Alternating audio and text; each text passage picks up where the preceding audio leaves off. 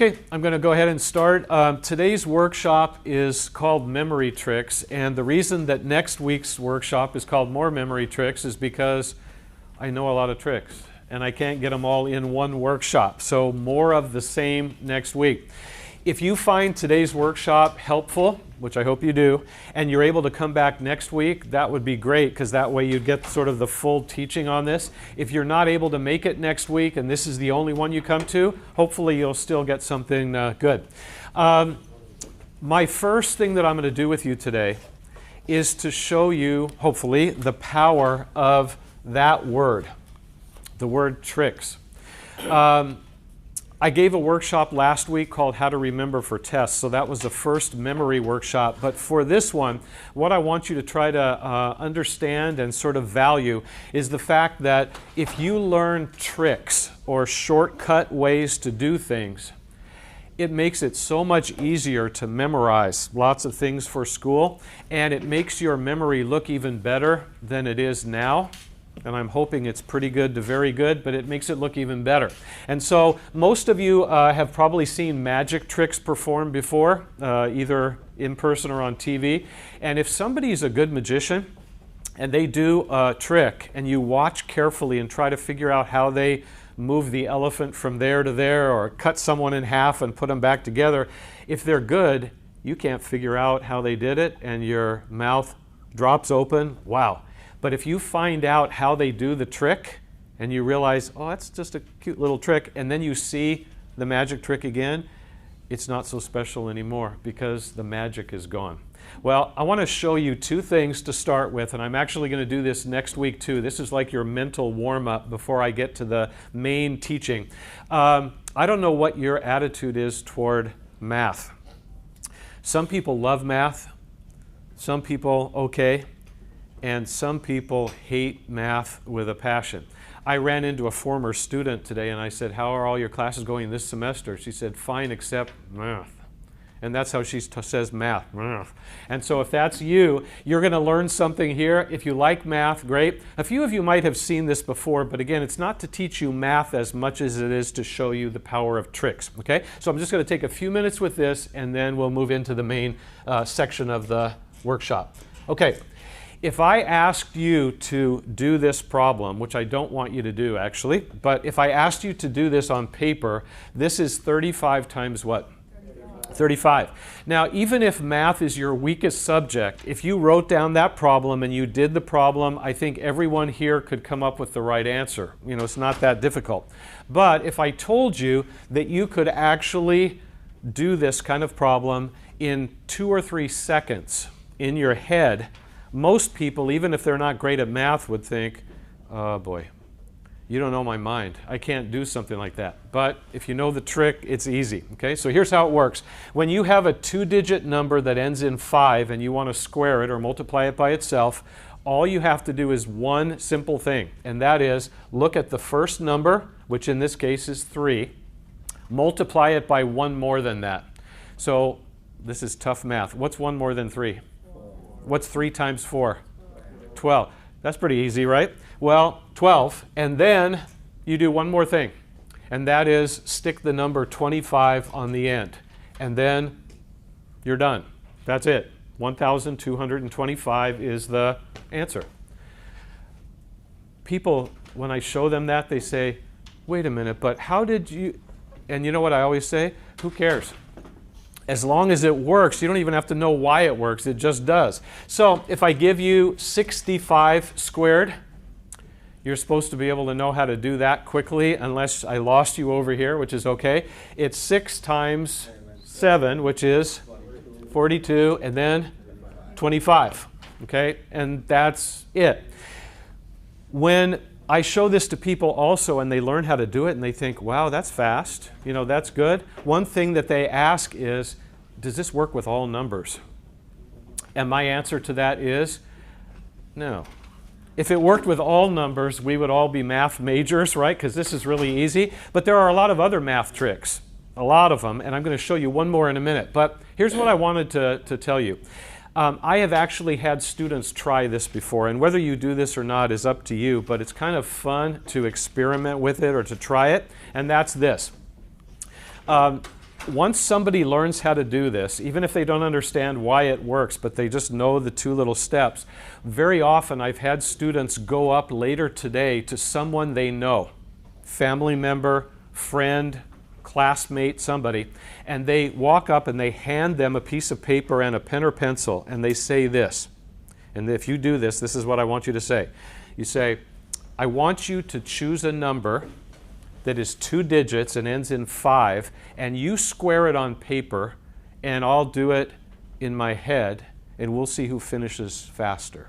So in other words, you're trying to show off your great math ability, okay? So the person looks at you, and I've had people even do this with family members who knew they were bad at math, and this really blows the mind of somebody like that. So they say, okay, 2-digit number that ends in 5. You say, yeah. They say, okay, how about 25? And so they write the problem the way that it normally is written. By the time they finish writing the problem, you should already know the answer, and they haven't even started figuring it out yet. What's the answer to this? 625. Yeah, 625, because it's 2 times 3 is 6, 25. So what you do to impress them is before they've even done anything, you tell them the answer. But you don't say it like this, 625.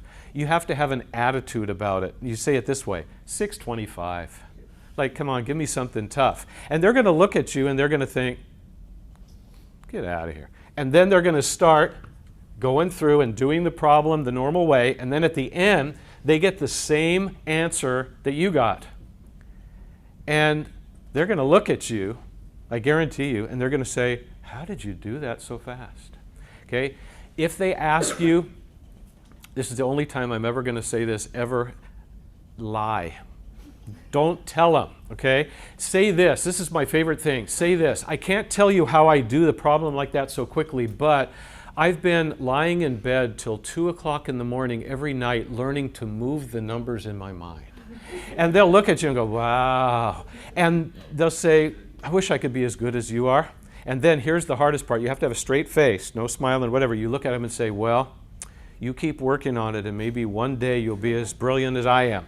And that's hard for you to say because you know that it's just a simple trick. But what they think when you're able to come up with something that fast is that you're basically doing this. And you're doing all these things, and you're not doing any of that.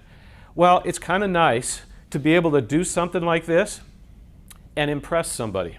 Okay? Now, if they ask you a day or 2 or 3 later, if you see them again and they say, can't you tell me how you do those problems so fast? I'm still thinking about that. Go ahead and say, all right, I'll tell you.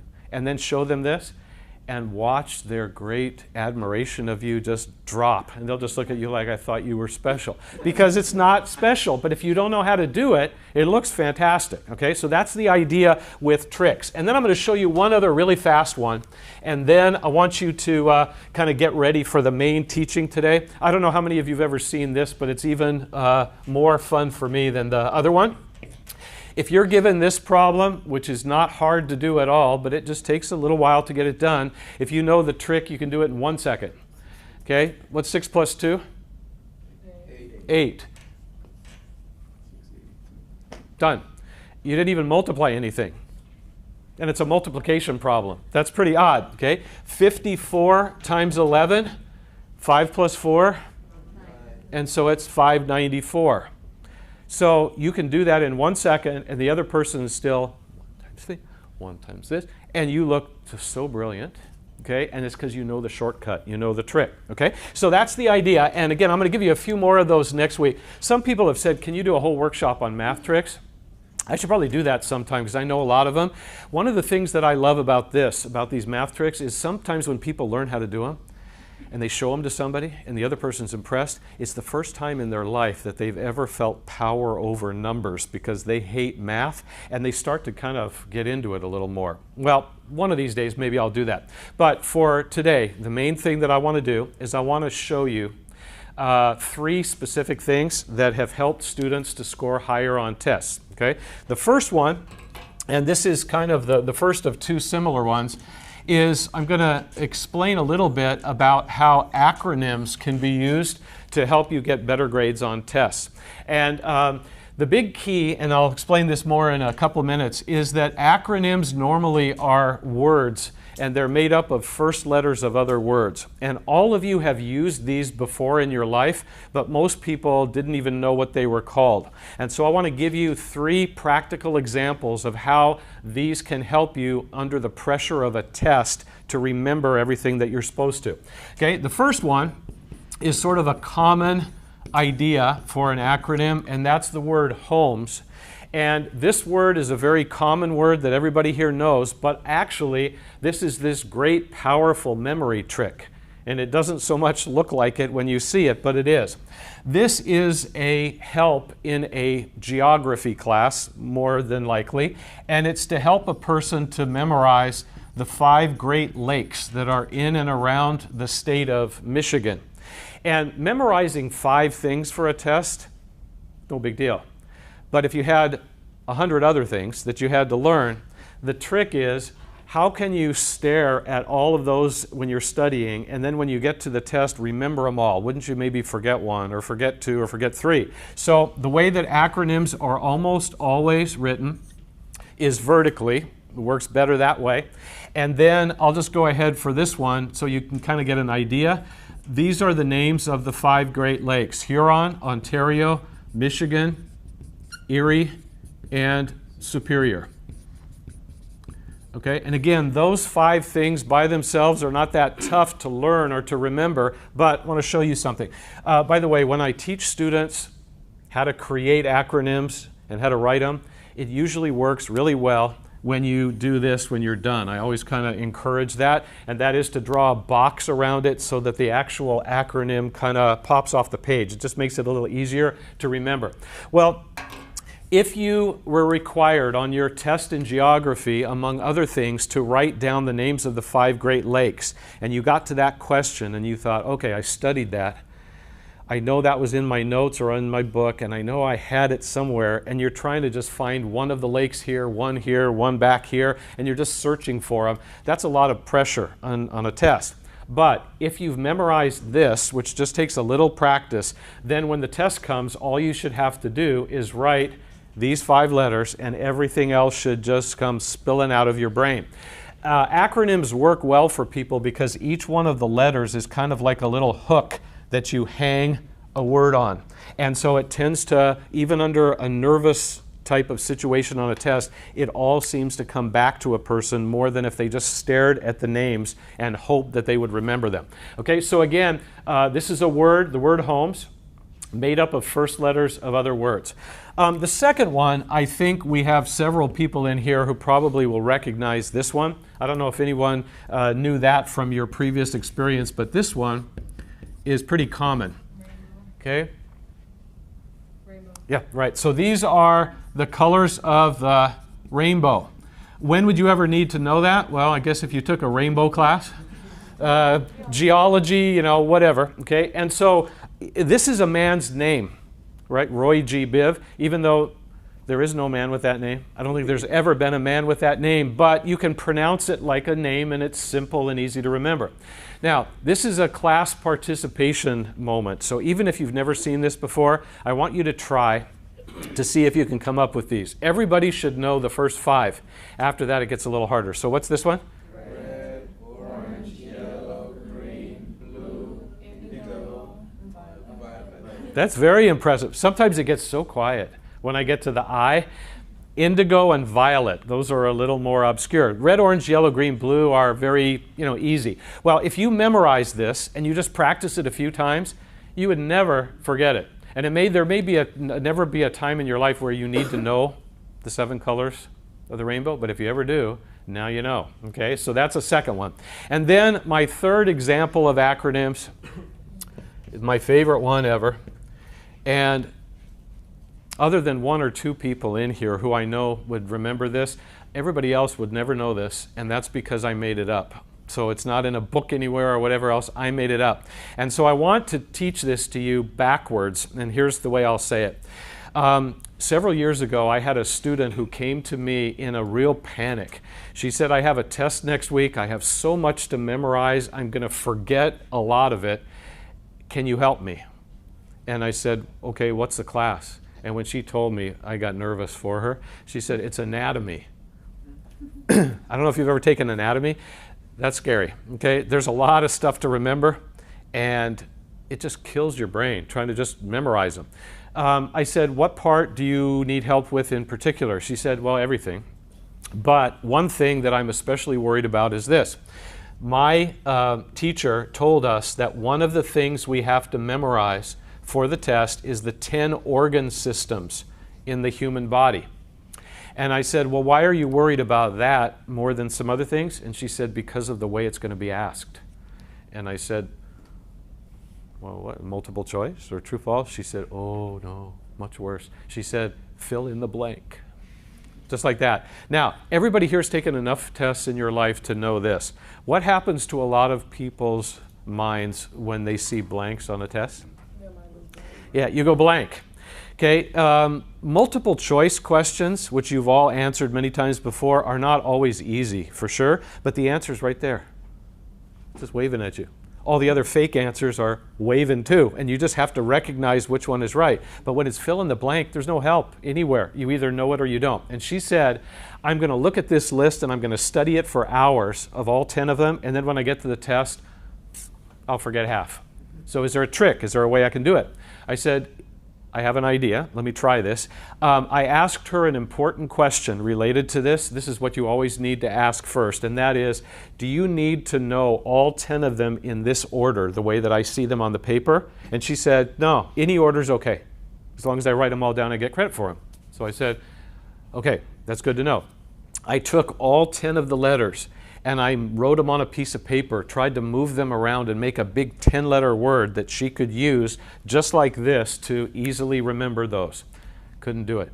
It's hard to take a bunch of letters and turn them into a huge word. So I thought, how about like this? This is actually like a couple of acronyms. How about if I can find a couple of shorter words, use the same letters, and it would help her just as much. And I played around with it for a minute, and I found it.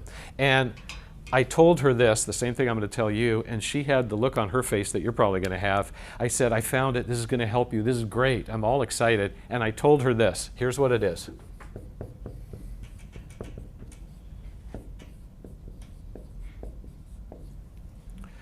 I said, it's nicer drums. That's going to help you on your test. And she looked at me like, what in the world are you talking about? She said, what does that have to do with the body? I said, nothing. It doesn't matter. As long as you have these letters to hang the words on and you practice, you're going to remember it. Well, some of you are more science-oriented than others, and I'm going to go through these really fast. If you're going to end up being a nurse, a doctor, X-ray technician, something in the medical field, this will probably be good for you to know. Everybody else, you can just sort of learn it for a second and then forget it. Okay? This is the nervous system. I'll skip that one for a second. Circulatory, endocrine, reproductive, digestive, respiratory, urinary, muscular, and skeletal. So all those systems you have. Now, anybody know what the I stands for? I always like to ask that because I embarrassed myself that day when I was helping her. I do that all the time. And it had to do with this one. Anybody know that one? Okay, a lot of people think immune system, or they look down and they think intestines. They're just like anything I have that starts with an I. But actually, when I saw this word, and most of you have never seen this word before. A few of you probably have, but most of you haven't.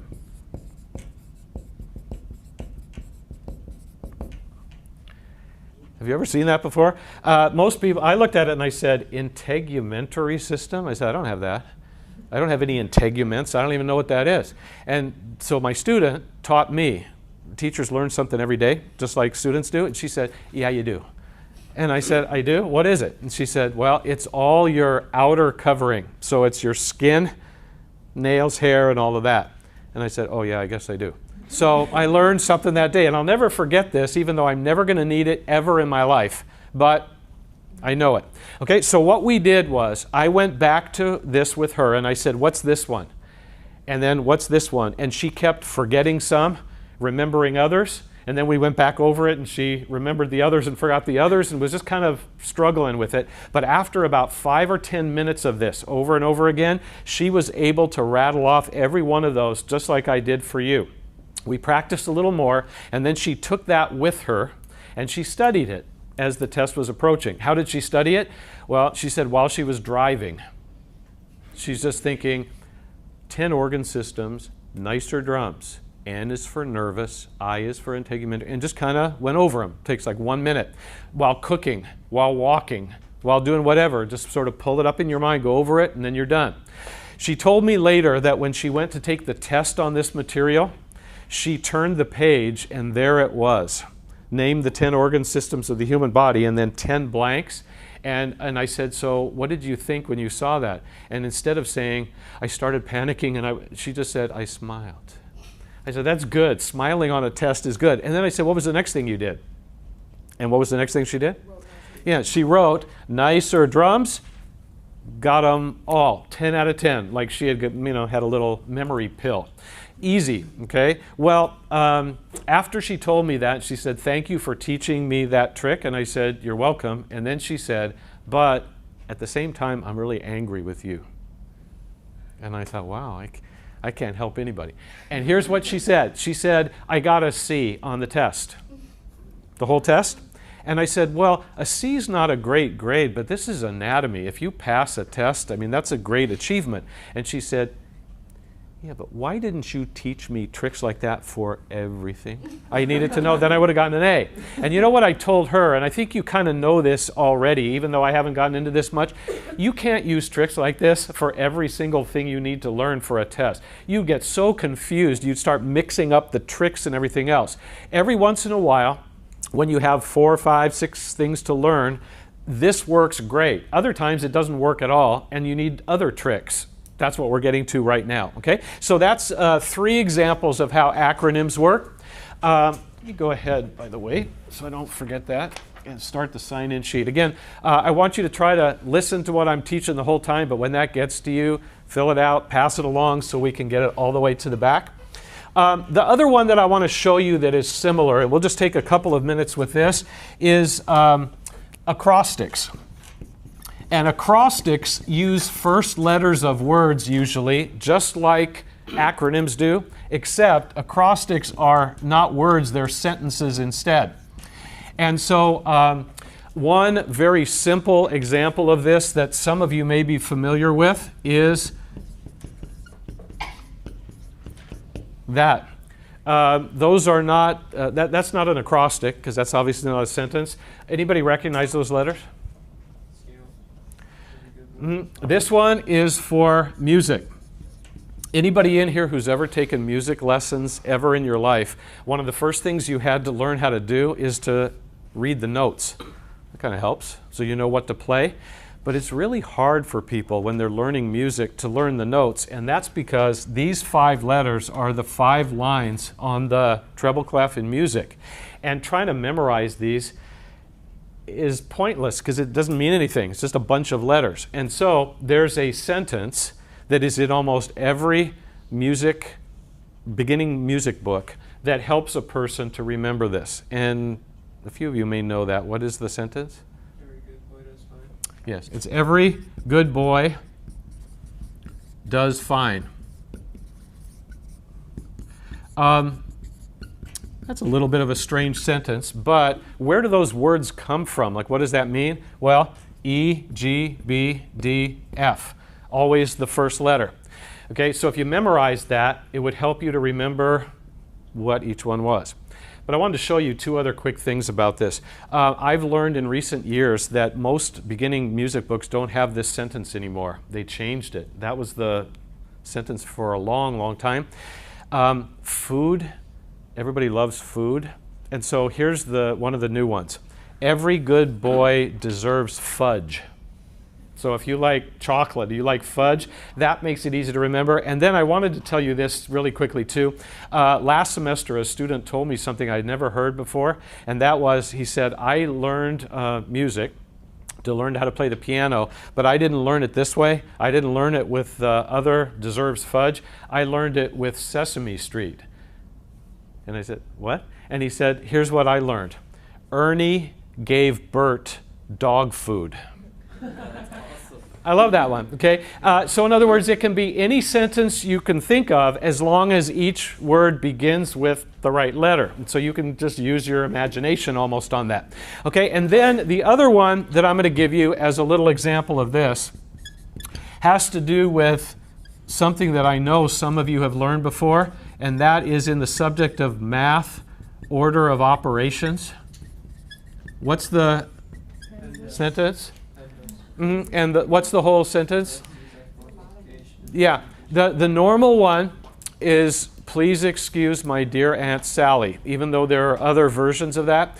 And the purpose behind this one is that when you're at a certain level of math, you're under a lot of pressure because you have a problem in front of you that has several steps. And if you do the steps out of order, you get the wrong answer every time. And so you're sitting there and you're thinking, okay, what do I do first? Well, the P stands for parentheses, and then the E is for exponents, and then multiply, divide, add, and subtract. So this helps math students at that level to remember, what am I supposed to do first? And usually they remember it well, even under the pressure of a test, because they learned it as an acrostic.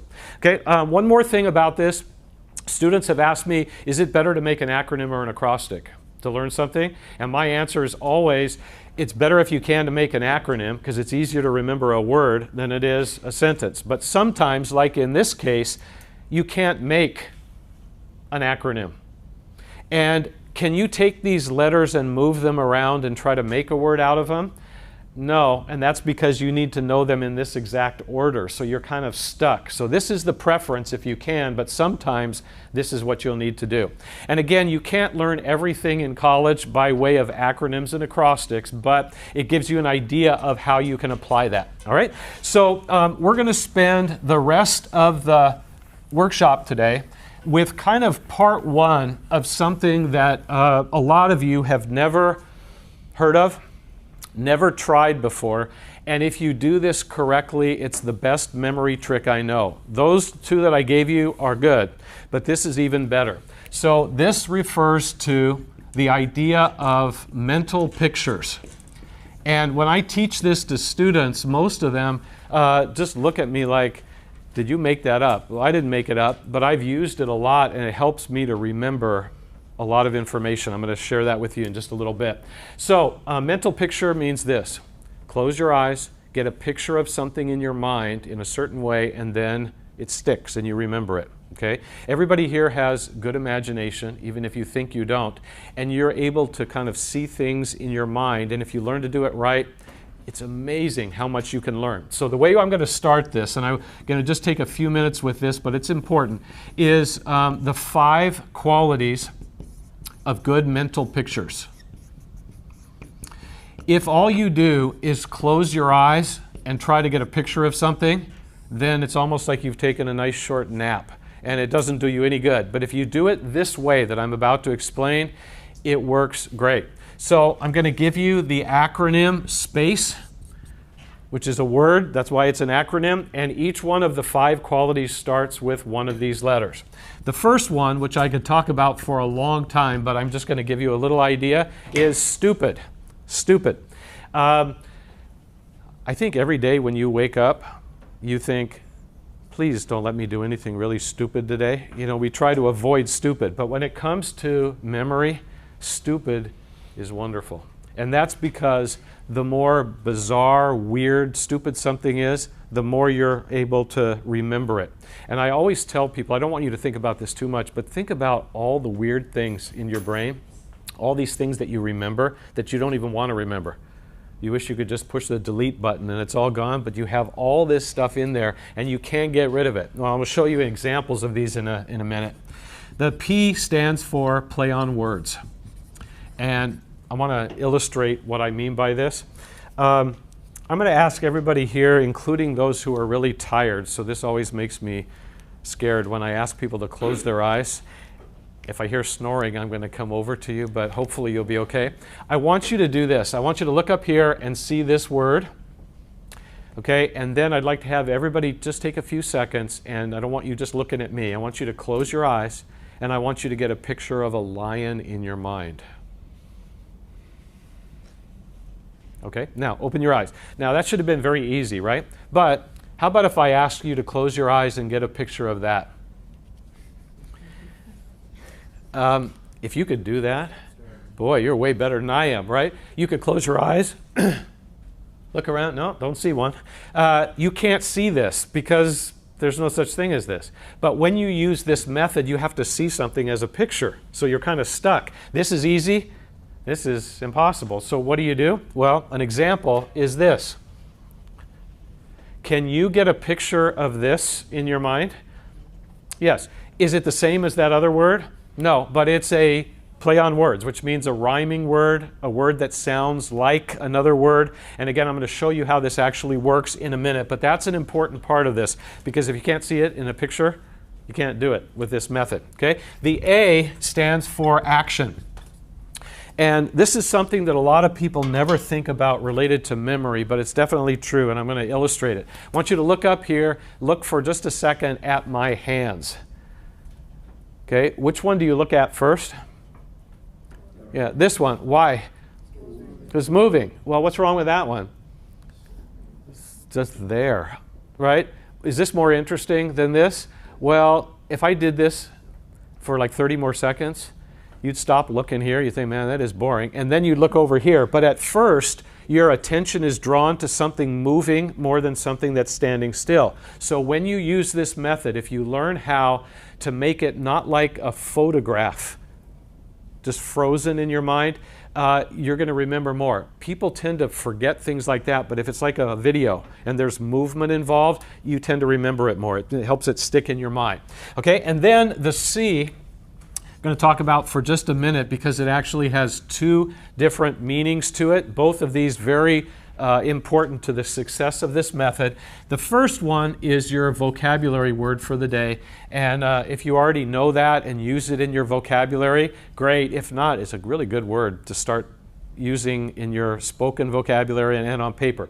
The word vivid means clear, but it means something more than that. And so what are a couple of other words you could use to describe vivid besides clear? Visual is possible. Any others you could think of? Bright is good too. The word vivid in this case means alive, in focus, bright, sharp, like that. And then here's my favorite thing, because everyone will understand this. Last semester, first time ever, it shows how life is changing. So I asked, what does vivid mean? Somebody said bright, alive, in focus. And then one person raised their hand and they said this. HD. Okay? Everybody here knows what an HD TV looks like, whether you have one or you just walk by it in the store and you look at it like, that's alive. It's like coming right off of there. That's the way you want your pictures to be. And if they're not that way, it's not going to work. And so I want to show you one more thing before I write the other here. You don't have to answer me on this, but just a couple minutes ago, I asked you to close your eyes and get a picture of a lion. So the question is, when you closed your eyes, did you see a lion? And some people, here's what they say. I ask them that question, they say, yes, I certainly did. I said, oh, good, describe it for me. Well, the head was on the left, tail was on the right, it was facing me, had a really big mane, and they're describing it as if it's right in front of them. That's good. That's what this is. But, and again, you don't have to admit to this, but I know every time I do this with a group, at least a few people, here's their answer. I say, did you see a lion when you closed your eyes? And they say, no. And I say, no? No. Well, did you close your eyes? Yes. Did I ask you to see a lion? Yes. But you didn't see one? No. And I say, why? And here's their answer every time. I don't need to. I already know what a lion looks like. In other words, it's all just intellectual. I don't need to see it. Well, that will kill this method faster than anything else. You need to see it alive as if it's right in front of your face. And if you do, this will work great for you. If not, it won't work. Okay? And then the other meaning of clear is this, not confusing. So if you learn to create a very stupid, weird picture of something in your mind, you want to be able to see that later and know what it's a picture of and not sit there thinking, what is that? So the last little one, and then I'm going to give you some applications of this, is the little phrase easy to see. So when you do this method, you need to learn how to create pictures where it's not so crammed and crowded, but just a few here and there, and it's easy for you to see in your mind, and then you remember it. Okay? So these are the qualities, and so what we're going to do for the rest of the workshop is to figure out when would you ever use this. And I'm going to actually show you one or two more applications of this next week if you're here for that workshop. But I'm going to give you one specific one now that is my favorite one. And this is, again, like a good use of mental pictures. And it is in remembering names, people's names. How are you with remembering people's names? Yeah, every once in a while somebody says, good, I remember most names, but most people, that's the way they look. They say terrible. Some people say I'm really good with faces, really good. Don't remember names at all. And everybody here has had this happen to you before, I think, some more than others. You meet somebody, you introduce yourself, they introduce themselves, you talk for a few minutes, you say, okay, nice to meet you, leave. See them again a few days later, a week later, they will walk right up to you and they remember your name. And whenever somebody remembers your name, that makes you feel kind of special, but you're also horrified at the same time because, yeah, you're just, hey buddy, how you doing? And you can't remember their name. If you could learn how to be really good at remembering names, this gives you an advantage in your personal life, in school, in business, lots of different areas, because most people are terrible with names. So if you get good at it, it gives you an advantage. Well, how do you remember somebody's name when you meet them? You actually have a lot of different ways to do that. There isn't just one. But the way that I want to show you involves this method. And if this, what I'm about to show you, if this seems really weird and stupid to you, then just remember, oh yeah, that's good.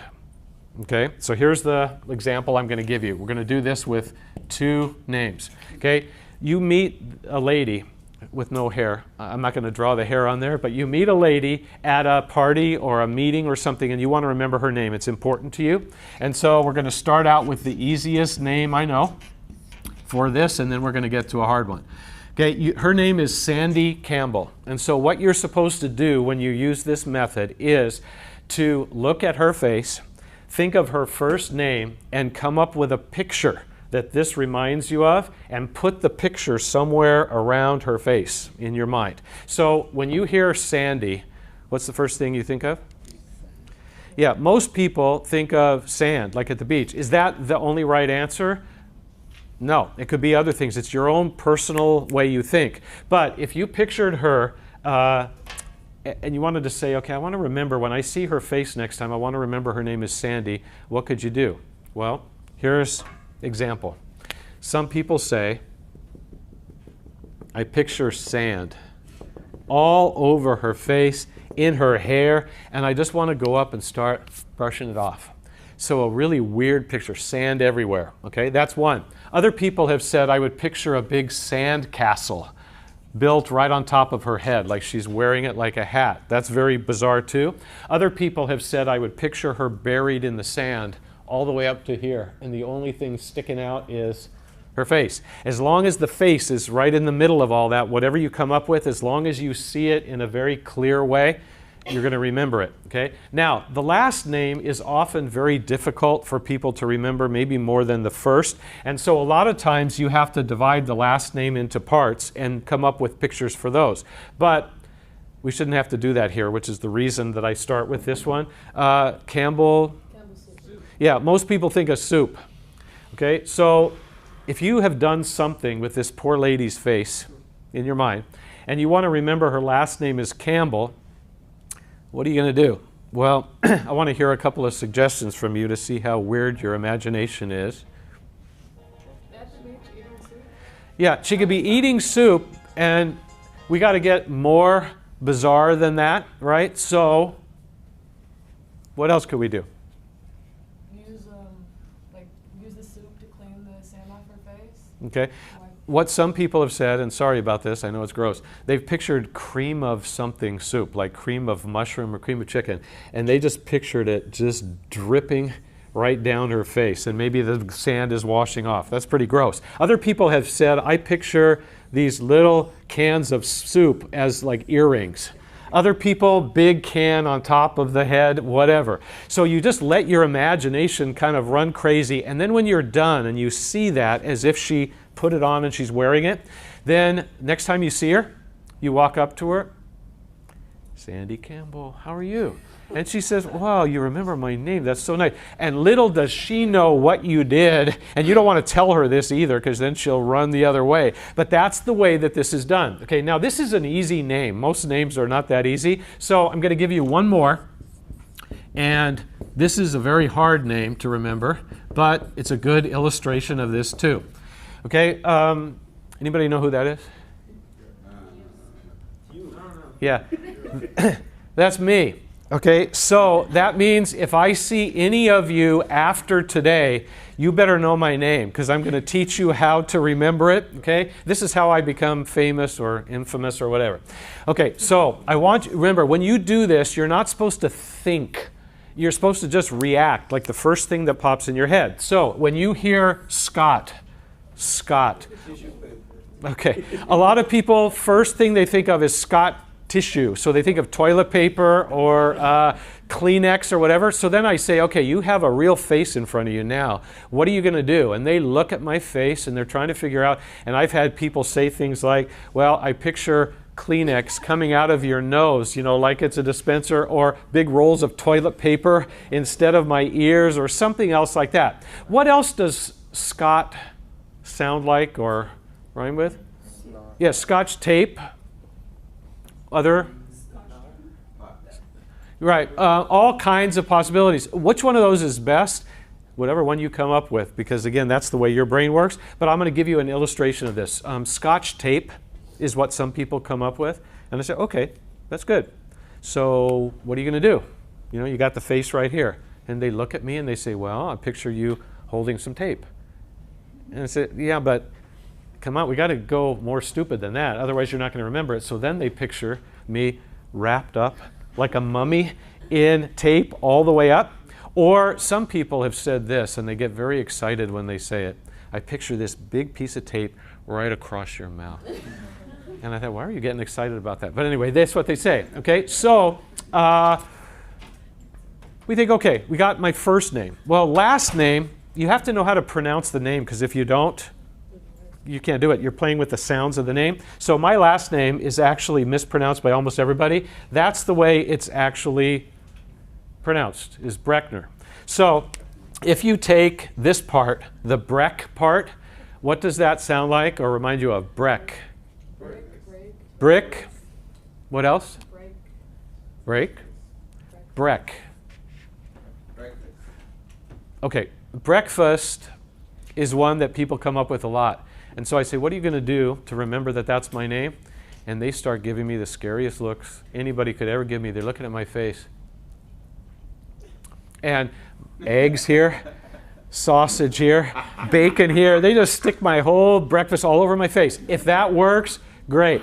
Other people have said the word brick, and they think, well, like bricks, like on top of your head. And that works fine. If it's not exactly right, but it's close. Okay. And then the last part of the name, the N-E-R, ner. Nerd. What are we going to do? Nerd. I get it all the time.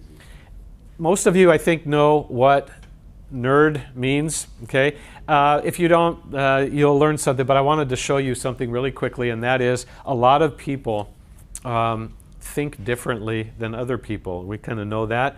And I've asked some people, I said, I want you to just listen to this, and then the first thing you think of, say it. And I say, ner. And you know what some people have said? They say, nerve. And I say, nerve? Why nerve? And they say, well, I'm in biology. We're studying the nervous system. I close my eyes and I can see nerves, and that's just the way their brain goes. Other people say, I wouldn't think of that at all. I would think of Nerf ball, nerd, you know, whatever. So whatever you use, whatever works for you is good. Well, there are all kinds of pictures that you could create for somebody to be a nerd, and whatever you came up with, you try to play around with the sounds and all that, you come up with something strange around the face, and then if you see it in a clear way, then the next time you see the person, you'll remember. Now, I want to tell you a couple more things, and we'll finish up with this. Did the sign-in sheet make it all the way around? Okay, you can just, it's okay, I'll go ahead and get it afterward, but nobody missed that? Okay, good. What I want to tell you is this, let you in on a little secret. I always tell my students this. Every semester, the first day of class, I say something, and as soon as I say it, I think, why did I say that? I shouldn't have said that. And that is, I tell all my students, I'm going to learn all your names in the first couple weeks of the semester. And this semester, I have 160 students, or at least had that 160 at the start. That's a lot of names, okay, especially for an old brain. Well, I learned them all.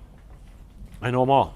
And that makes me look like I'm some kind of memory genius. How could you remember that many names? It's a trick, okay, that makes me look better than I really am. Just like everything that I've shown you today, starting with those math tricks. So I learned some of my students' names by just looking at them and looking at the name, and it kind of clicks. Other people, I can't remember their name. For some reason, it just won't get in there. Whenever that happens, I use this method and create these weird pictures around their brain, around their head, and then when I see them the next few times, I see those pictures, I remember their name, and then after a little while, those pictures disappear. They're like a crutch, you know, that you need for a little while, and then once you know the name, you don't even need it anymore, and they go away. The fact that I'm able to remember 160 names is even amazing to me, because I can barely remember where I left my keys or whatever else, but I can remember that because I use this trick all the time. And if you've learned this and you kind of get the idea of it, what a lot of people tell me is, I understand what that says, but I could never do that. And I say, why? And they say, I just don't have a good imagination. And I always say, yes, you do. You just have to learn how to apply it for this. So this is the last thing that I'm going to leave you with, and this is just a little mental exercise for you to do even as you leave here. I know that you know your name. If you don't, we're in trouble, okay? But if you met someone and you wanted to teach them how to remember your name this way, you would have to create picture for your first name and last name. So the question is, what does your first name sound like, rhyme with? How about your last name? Think about that, and some people find it very easy because their name sounds just like something or whatever. Other people say, wow, my name doesn't sound like anything. But if you think about it long enough, you can figure it out. Think about a friend of yours. You already know their name, but think about their name. How would I create pictures? And once you start doing that with a few more people, it starts getting easier. And I can do this pretty well just because I've done it for a long time. So it's like any skill that you develop as you go. Okay, so just give it a try. It's kind of a fun thing to do as well.